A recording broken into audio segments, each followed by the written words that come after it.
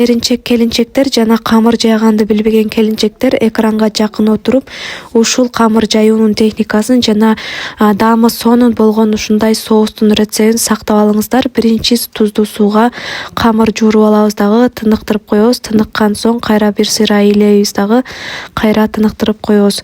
Тыныккан камырыбызды кичинекей бөлүкчөлөргө бөлүп алабыз дагы, ар бирин видеодо көргөзүлгөндөй жайып, ар бирин майлап чыгабыз.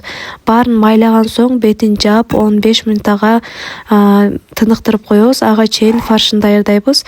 Биз үй бүлөбүз менен картошка оромону жакшы көрөбүз. Картошка менен пиязды чоперде майдалап алдым. Туз, паприка, май куюп аралаштырып алабыз. Тыныккан камырыбызды болсо алып колубуздун жардамында жуука кылып, четтерин дагы жуука кылып жаябыз. Фаршын ичине салабыз дагы.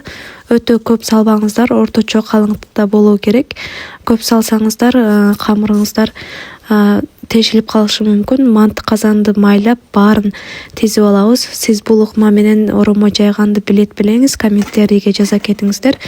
Эми соустун рецепти менен бөлүшөйүн. Банкага чеснок, укроп, кинзаны салып, туз жана ачуу паприка, татуу паприка жана 2 аш кашык томат кошуп, жана муздак суу куюп жакшылап аралаштырабыз. Бул соусту шашлык, манты, крылышки, балык менен жесеңиздер даамы аябай сонун болот. Эгерде сизге рецепт жаккан болсо, комментарийге сонун сөзүңүздү жаза кетиңиздер жана жүрөк жөнү да кызартканды унутпаңыздар.